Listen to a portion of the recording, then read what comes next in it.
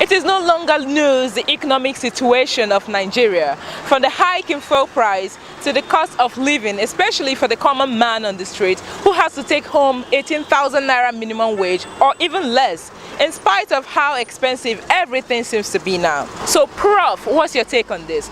And I beg you to please come down to our level so that my viewers will understand what you're saying. That is what you get when the hobo pejoratively hobnobs with the hobgoblin. Nigerians have been bamboozled, razzle-dazzled, razzmatazz politically. Then I ask myself this rhetorical question. Is it not the same man who wept over the rulership of this country in 2011? Is it not the same man whose political enemies never wanted us to vote in 2015? Where I said he was supercalifragilisticexpialidocious. I'm sorry, sir, but you got me lost, and I'm sure my viewers are lost too. Can you please break it down? Supercalifragilisticexpialidocious is a way of saying the president was fantastic. Oh, thank you. But his political enemies said he was suffering from what I describe as pneumono-ultra-microscopic silicovolcanoconiosis. Professor. Yes.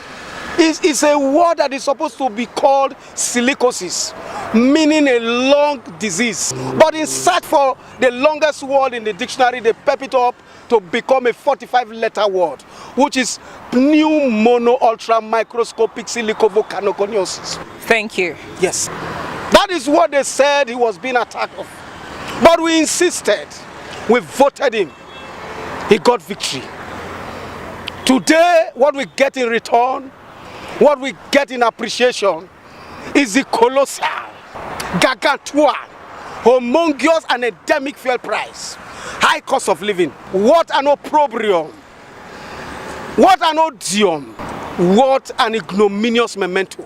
That even at the barbituration of the so much acclimatized rebarbative subsidy orchestrated by the anomalous cabal, how did they arrive at 145 naira per liter? How much was this subsidy per liter? Look at it. In 2012, the same subsidy evacuation and barbituration was condemned by a scrupulous, fastidious, puritanical, boisterous, energetic, and a rootin' Governor Adams of Shomole, who was once the voice of the masses, but today, for party affiliation, sentiments, for political somnambulism and malocclusion, he has chosen to remain close-mouthed, reticent, taciturn, uncommunicative, and unforthcoming, meaning he has kowtowed in their poho. This is sardonic, opprobrious, malevolent, contumelious, erroneous, lugubrious, and exasperating. What a political baloney. What a political ballyhoo.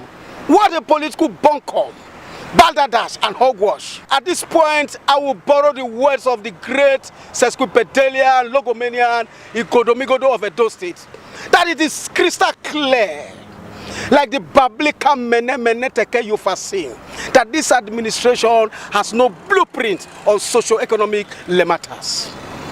But I will advise you to tell Mr. President that following his antecedent and pedigree, we know him, he can do better. Tell him to do better. But at this point, we will not kowtow in their poho. Thank you. Well, Prof, thank you very much for talking to us. Well, viewers, Prof has taught me a new word today. Should we kowtow in their poho